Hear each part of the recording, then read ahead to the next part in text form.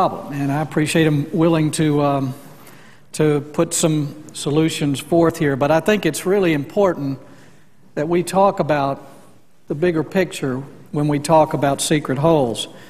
And I do want to make it clear I'm not interested in holding anything in secret. As a matter of fact, whenever we do, as part of steering or personally, we let the cloakroom know they can tell anyone they want that we're holding a bill.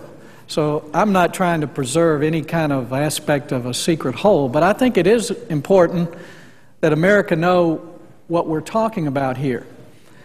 At this point in the Senate, 94% of all the bills are passed unanimous consent. 94%.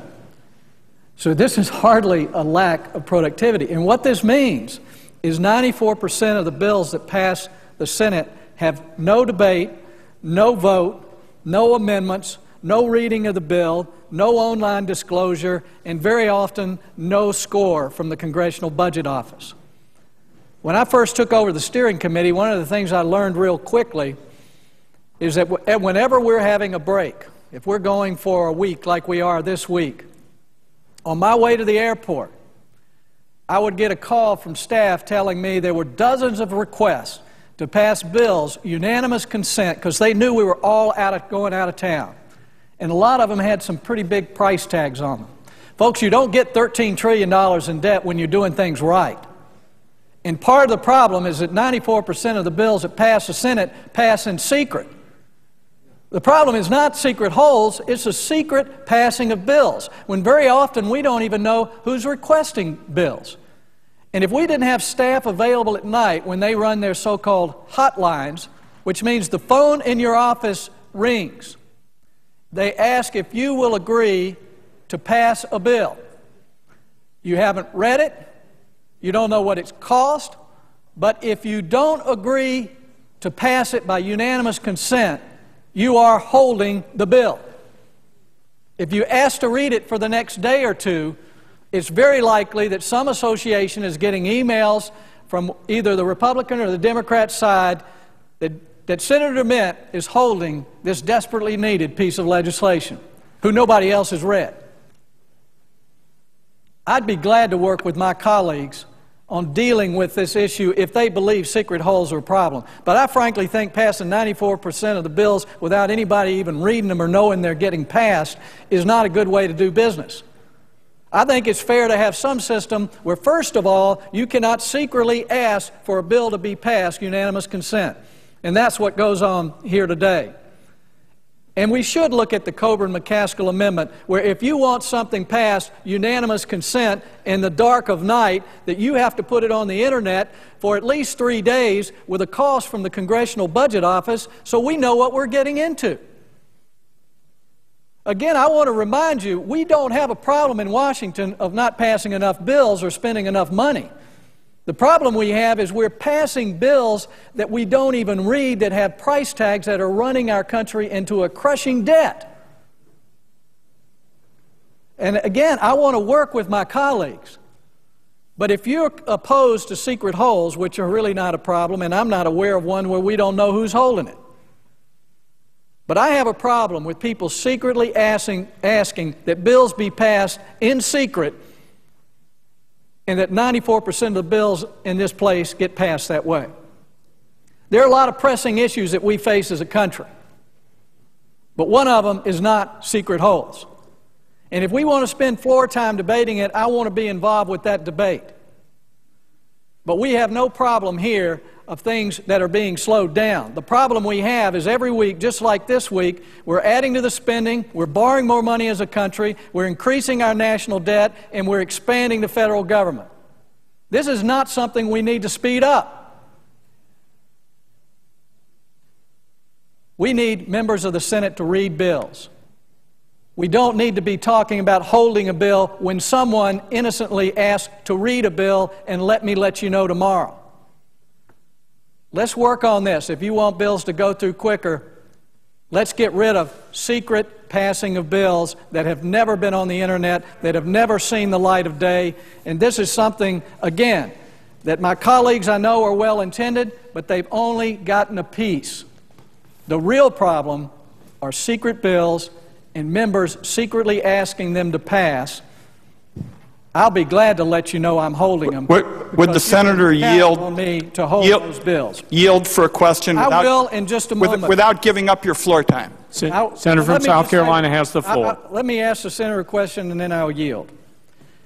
Could we include in your legislation the idea that whenever someone wants to pass a bill, unanimous consent, that they have to come to the floor and say, I, Senator Jim DeMint, want to pass this bill, a bill I've not read, which has not been online for 3 days, which has no score from the Congressional Budget Office, and I desire to pass this bill with no debate and no roll call vote. If we would do that as individuals, I'll be glad to give up my right to any secret hold. And I'll yield to the senator. The senator and I think, are making some progress here, because I was about to pose almost the same question to my colleague.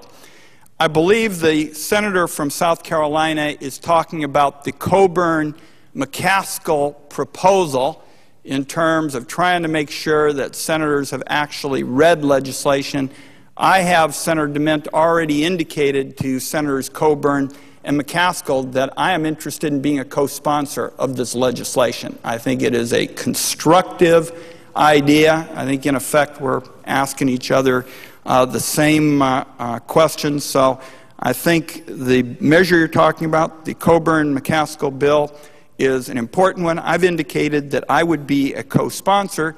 So by way of just saving some time, would my colleague be willing now to let Senator Grassley and I advance our proposal to eliminate secret holds today, given the fact that we've got more than a decade's worth of work, now that I have publicly acknowledged that I think the point that the senator from South Carolina has made, which is very much in line with the Coburn-McCaskill bill, I think your point is a valid one. And my hope would be that after putting more than a decade into this effort, the senator from South Carolina would let us finally get a vote on this bipartisan effort to eliminate secret holds, with this public acknowledgement, at least on my part, that I think your point is valid with respect to senators reading bills, and I intend to be a co-sponsor of the Coburn-McCaskill legislation. Well, I thank the senator for being willing to work with other colleagues. It's unfortunate that you've spent a decade on this bill and missed the main point. The main problem here is secret bills, not secret holds. But if you are willing to modify your bill with the Coburn-McCaskill language, and if it includes revealing who is trying to pass the bill, along with putting it online with a Congressional Budget Office score, I'll be glad to support your efforts for this bill. But I will not support the passing of your bill a la carte without the language being modified to include the Coburn-McCaskill amendment and the revealing of whoever is asking that bill be passed. So again, I would enjoy working with my colleagues if this is important to you to get passed. Again, I think there's certainly more pressing issues, but I'm not interested in holding anything secretly. And if you would work with us on modifying your language, I think we could get this thing passed, and maybe even by unanimous consent. Would the senator yield again without giving up his right to the floor? Yes, I will. My understanding from the sponsors, Senators Coburn and McCaskill, they are not yet ready. In other words, we have been talking to them. I've already indicated to Senator Coburn that I would be a co-sponsor of his proposal. So we now have what amounts to not just a private acknowledgement that your point is valid, but a public one here on the floor of the Senate. I would just say to my colleagues, it's my understanding from the sponsors that they are not yet ready to bring this before the United States Senate, and that's why I'm hopeful that, given the acknowledgement that you have a valid point with respect to making sure that bills are actually read, my hope would be that the senator from South Carolina would let Senator Grassley and I go forward, finally have that vote, given the fact that we have spent more than a decade laying the groundwork, and that we could at least make some progress here today in the Senate. I thank the Senator. I think if we've waited a decade for this bill, we can spend another day or two to get it right. And if you certainly are supportive of their language, I know their ledge staffs well enough that we could get this incorporated in your language probably within a few hours and get this thing done, and I would be happy to help with that. So I thank you for your interest in cooperating. I thank the President, and I yield back.